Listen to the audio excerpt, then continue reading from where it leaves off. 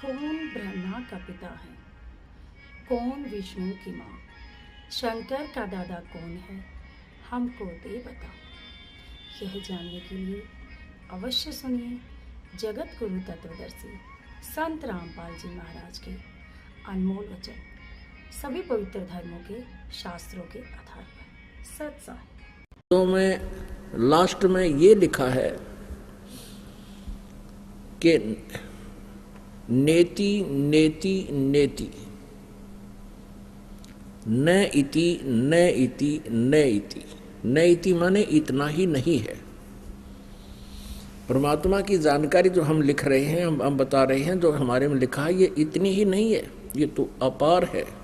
उस complete spiritual knowledge को जानने के लिए, पूर्ण रूप से अध्यात्म ज्ञान को समझने के लिए तत्वदर्शी संतों के लिए ऑप्शन छोड़ दिया। यजुर्वेद अध्याय नंबर 40 के मंत्र 10 से लेकर 13 में स्पष्ट किया है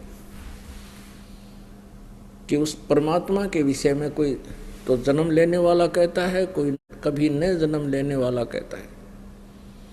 अर्थात कोई साकार बताता है, कोई निराकार बताता है। उसकी यथार्थ जानकारी तत्वदर्शी संत बताएंगे।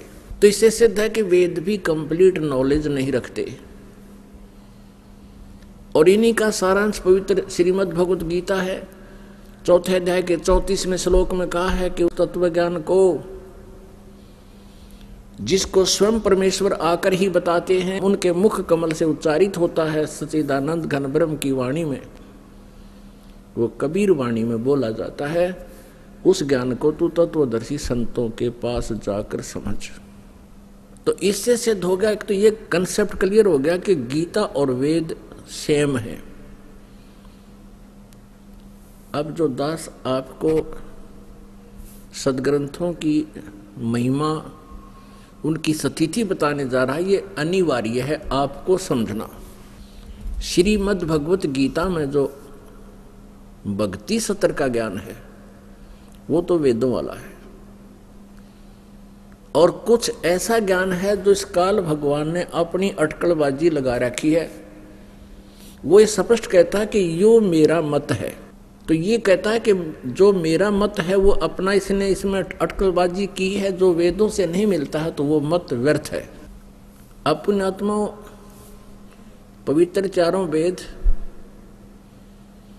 और पवित्र श्रीमद् भगवत गीता ये गॉड गिवन है। और रही बात पुराणों की, ये पुराण जो हैं ये किसी ऋषि कृत हैं। जैसे ब्रह्मा जी से ज्ञान सुना अन्य ऋषियों ने, उनसे ज्ञान सुनकर के फिर आगे जिन्होंने कुछ अपना अनुभव, कुछ ब्रह्मा जी की टिप्पणी, ऐसे उनको 18 पुराणों के रूप में वर्णित करके अलग अलग पुस्तक बना दी और उनके वक्ता का नाम उनमें लिखा हुआ है। तो पुण्यात्माओं, जो पुराणों में वेदों से ज्ञान मिलता है वो तो वेदों वाला है। उसके विपरीत जो ज्ञान उसमें दिया है वो उस ऋषि का अपना मत, अपना अनुभव है, जो वेदों और गीता जी से नहीं मिलता है।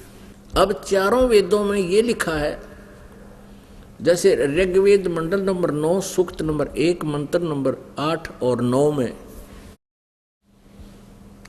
ये स्पष्ट किया है कि परमात्मा एक अच्छे रूप को धारण करता है, शरीर को, सुंदर शरीर को।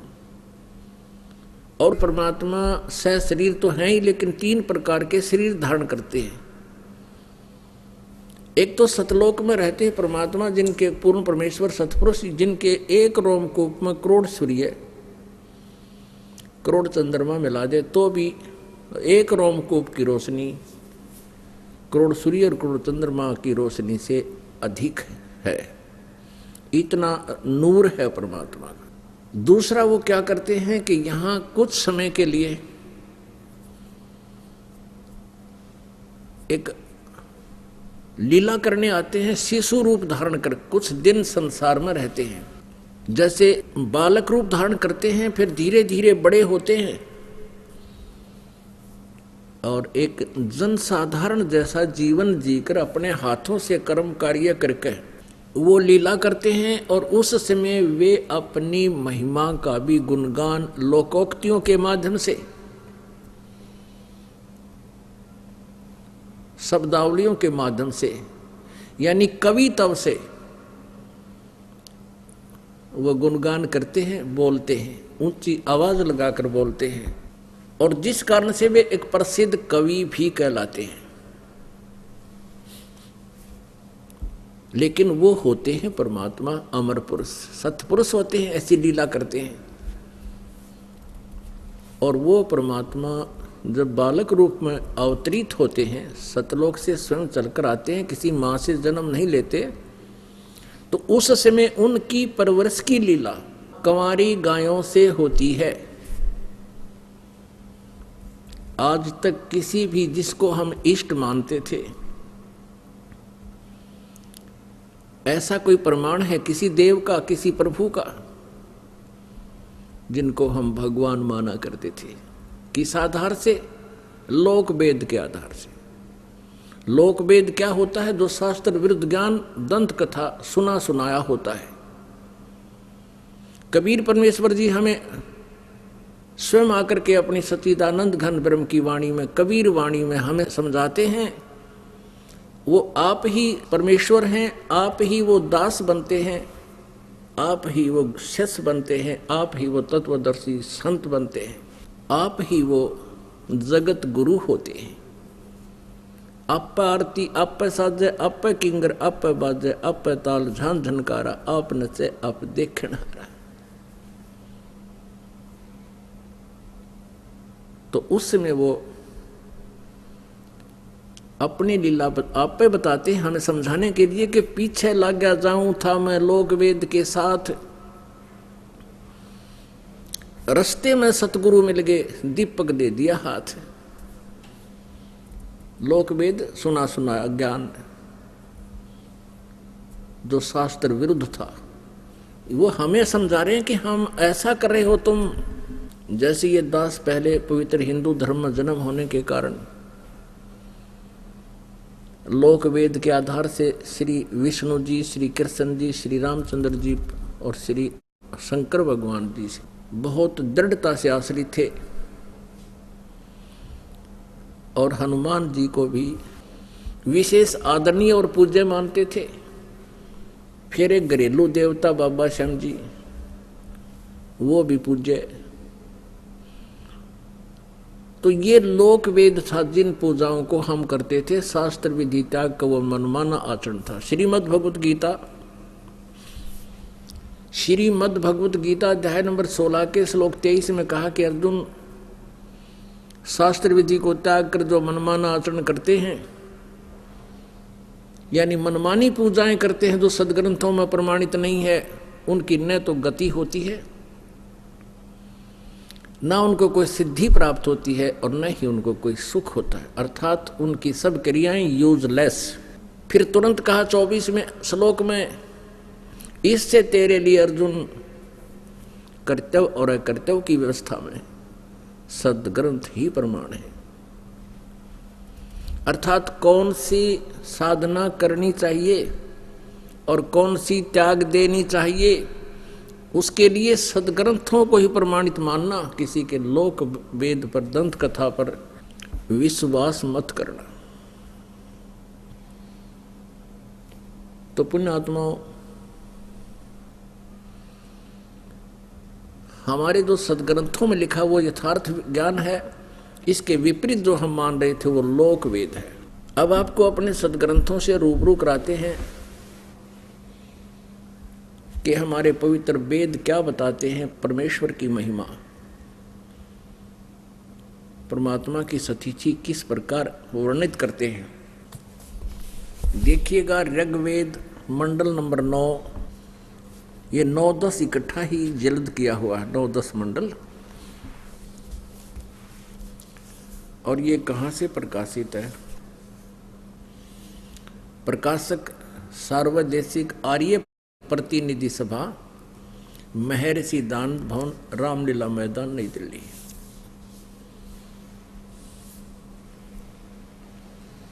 मुद्रक है Prince offset printers 1510 Pataudi house Daryaganj नई दिल्ली से। इस 9वें मंडल का प्रथम ही सूक्त है। यहां से देखिएगा, ये नवम मंडल 9वां, और ये है प्रथम मंत्र। इसमें लिखा कि हे परमात्मन, सोम माने सोम स्वभाव परमात्मन। आगे देखना 2 में, ये 2 मंत्र है। इसमें हे परमात्मन आप, ये 3 मंत्र है। हे परमात्मन आप, ये 4 मंत्र है। हे परमात्मन आप, ये 5वां मंत्र है। हे परमात्मन तुमको, यानी परमात्मा की महिमा चल रही है। और ये यहाँ 5 हो गया, ये छठा मंत्र है। ऋग्वेद मंडल नंबर 9 सूक्त 1 का मंत्र 1 से 6 हम पढ़ चुके हैं, छठा हम पढ़ रहे हैं। हे परमात्मन तुम्हारे, यानी परमात्मा के विषय में जानकारी चल रही है। अब 7वें में, 8वां और 9वें में ये बिचल गए। यहां परमात्मा लिखना बंद कर दिए, पुरुष लिखना शुरू कर दिया। पुरुष माने भी परमात्मा होता है। इन्हीं के शब्दों में आपको दिखाते हैं।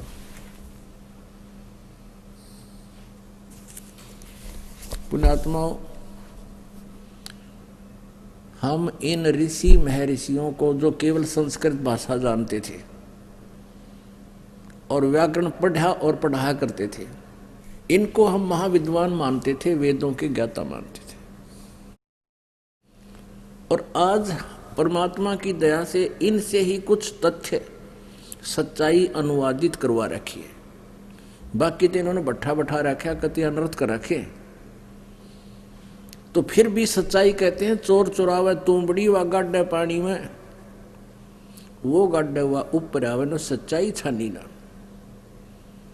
जैसे एक तुम्बा होता है, जिसके एक तारे बना करें, मतीरे तभी बड्डा, और उसको सुखा देते हैं तो केवल उसका कवर रह जाता है, बहुत हल्का होता है। उसको अगर पानी में डाले तो नीचे नहीं रह सकता, पानी में छोड़े ऊपर आ जाता। तो ऐसे कहते किसी चोर ने कोई तुम्बा चुरा लिया और वो पानी में डाला छुपावे, वो छोड़का हुआ ऊपर आ ले साथ में। ऐसे इन तत्व ज्ञानहीन भगवान के चोरों ने परमात्मा की महिमा को खूब दबाना चाहा, लेकिन ये तुम्बे की तरह ऊपर आती रही। आज उसी से हमें लाभ हुआ। अब दिखाते हैं ये यजुर्वेद में पुरुष माने क्या होता है, ये नका किया हुआ देखिएगा। ये यजुर्वेद, ये महर्षि दानंद सरस्वती द्वारा इसका अनुवाद किया गया। इसके प्रकाशक हैं सार्वदेशिक आर्य प्रतिनिधि सभा 2/5 महर्षि दानंद भवन, रामलीला मैदान, नई दिल्ली से। महर्षि दानंद सरस्वती कृत, इसके द्वारा इसका अनुवाद किया गया है। मुद्रक हैं Prince offset printers 1510 Pataudi house Daryaganj नई दिल्ली से। अब इनको दिखाते हैं आपको 40वें अध्याय का 17वां मंत्र, इस दानंद जी के ही अनुवाद में। ये 4400 अध्याय माने 40वां अध्याय यजुर्वेद का। यजुर्वेद का ये 40वां अध्याय है और इसमें 17वां ये मंत्र है लास्ट। इसमें लिखा है, ये पुरुष शब्द है, पुरुष है। इसका अर्थ इन्होंने कहा पूर्ण परमात्मा। पुरुष माने पूर्ण परमात्मा है। और इस यजुर्वेद के 40वें अध्याय के 17वें मंत्र में 2 परमात्माओं की जानकारी है। पढ़िएगा। हे मनुष्यों, जिस ज्योति स्वरूप रक्षक मुद से अविनाशी यथार्थ कारण के आच्छादित मुखम, मुख के तुल्य अंग का प्रकाश किया जाता है, जो वह प्राण व सूर्य मंडल में पूर्ण परमात्मा है। यानी वेद ज्ञान दाता परमात्मा से ज्ञान प्राप्त करके इसने फिर वेदों को आगे बोला सुनाया। ये कह रहा है कि वो पूर्ण परमात्मा तो वह तो प्रोक्ष रूप है, वो तो छुपा है। जैसे उल्टे लटके हुए संसार रूपी वृक्ष की जो जड़ हैं, जड़ हमेशा वृक्ष की छुपी रहती हैं, तो वो परमात्मा तो ऊपर साकार है सतलोक में, वो छुपा हुआ है, वो तो प्रोक्ष है। और फिर अहम मैं, खम, खम माने आकाश में, अंतरिक्ष में, ब्रह्मलोक में मैं ब्रह्म हूं, मैं वहां रहता हूं, मेरा ओम नाम है। अहम ओम खम ब्रह्म, और मैं तो ब्रह्म हूं और ऊपर ब्रह्मलोक में रहता हूं, ओम मेरा मंत्र है। और वो पूर्ण परमात्मा, वो पूर्ण परमात्मा है, ऊपर सूर्य यानी ऊपर के लोक में रहता है, वो प्रोक्ष रूप है। और अहम मैं ब्रह्म हूं, ओम नाम है, मेरा ओम नाम जानो। अब ये सिद्ध हो गया कि पुरुष माने भी पूर्ण परमात्मा है। अब यहां ये क्या अनुवाद कर रहे हैं कि उस पुरुष को पहले तो ऋग्वेद मंडल नंबर 9 सूक्त नंबर 1 के मंत्र नंबर 1 से लेकर 6 तक तो ये कह रहे हैं उस परमात्मा को, उस परमात्मा को, उस परमात्मा का। और यहां उस दानंद की थ्योरी के विपरीत वेदों में वर्णन आ गया। यो महर्षि दानंद क्या बताता था कि वेदों में परमात्मा को निराकार लिखा है, वो एक देशीय नहीं है, एक स्थान पर नहीं रहता।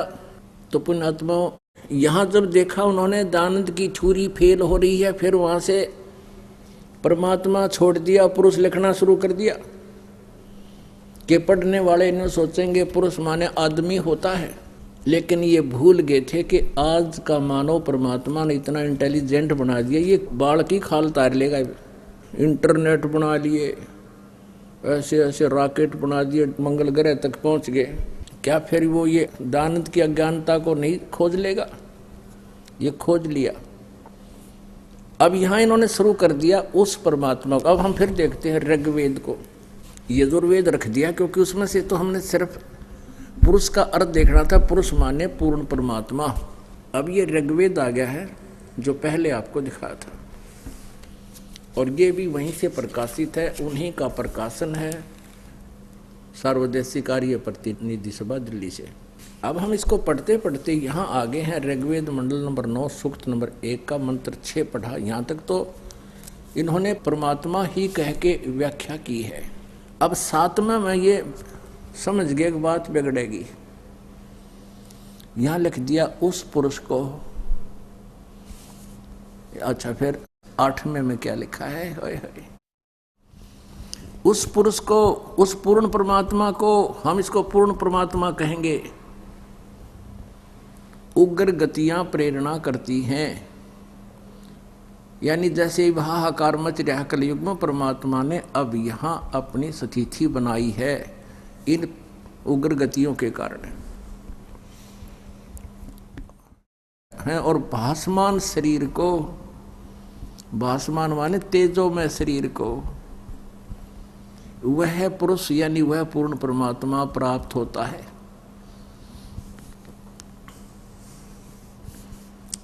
अच्छी तरह देख लो आप, अरिवाग्य इसी 8वें का शेष यहाँ पर है। प्राप्त होता जिसमें 3 प्रकार से दूसरों को वारण करने वाला, दूसरों के कल्याण करने वाला मधु में शरीर मिलता है। वो परमात्मा 3 स्थिति से शरीर धारण करता है। एक तो शिशु रूप धारण करके आता है, एक सतलोक में रहता ही है, और एक जिंदा महात्मा का रूप धारण करके कहीं भी प्रकट हो जाता है। यहां पर दूसरी स्थिति जब वो शिशु रूप धारण करके आता, वो बताई जा रही है। उस सोमम, देखो यहां सोम का अर्थ लिख दिया, सोम स्वभाव वाले श्रद्धालु पुरुष को। और देखिए इनकी अकल, यहां देखो इस 9वें मंडल के प्रथम सूक्त के प्रथम मंत्र में सोम माने सोम स्वभाव परमात्मा, आगे परिभाषा बदल दी सोम की ने, सोम स्वभाव परमात्मन। सोम माने परमात्मा, और यहां देखो, अब इनकी जो है, जो इन्होंने चेष्टा की छुपाने की, या तुम्बड़ा ऊपर आ गया, तुम्बा गड्ढा नहीं पानी में। इम माने उस, सोम माने अमर पुरुष को, पूर्ण परमात्मा को, जो शिशु रूप में प्रकट होता है। शिशुम, शिशु माने बालक रूप में प्रकट परमात्मा को अभी अधन्या, हमारे देसी भाषा में नो क्या करते, जो गाय नए दूध ना हुई हो, गर्भ ना रहा हो उस गाय को कहा करते या बिना धनाई है, बिना धनाई, अधन्या।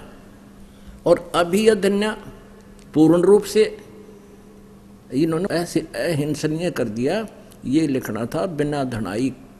अभी अधन्य दोनों शब्द मिलकर पूर्ण रूप से अनटच्ड, यानी कंवारी, धेनव माने गौवे, तृप्त करती हैं उस अमर पुरुष को जो शिशु रूप में प्रकट होता है। इसका ये अर्थ है सही। शिशु रूप में जब लीला करने आता है तो सब प्रकार से, यानी अभी अधन्या, कंवारी, धेनव माने गौवे से उनकी तृप्ति होती है, उनकी परवरिश की लीला होती है। इसका ये अर्थ है। अपने आत्माओं, ये तो अपने पवित्र सदग्रंथ, पवित्र वेद बता रहे हैं। वेद कि वो परमात्मा जब शिशु रूप धारण करके प्रकट होता है तो वो एक विशेष शरीर में ही होता है, और उसकी 3 स्थिति का शरीर होता है। एक सतलोक में वो तेजोमय शरीर, दूसरा शिशु रूप धारण करके आते हैं, प्रत्येक युग में कुछ लीला करते हैं एक समय, और तीसरा वो कहीं भी प्रकट हो जाते हैं एक साधु रूप बना के, जिंदा महात्मा का रूप बनाते हैं। संत रामपाल जी महाराज से जुड़े रहने के लिए God is one, Kabir is God channel को सब्सक्राइब करें। सत साहिब, सत साहिब।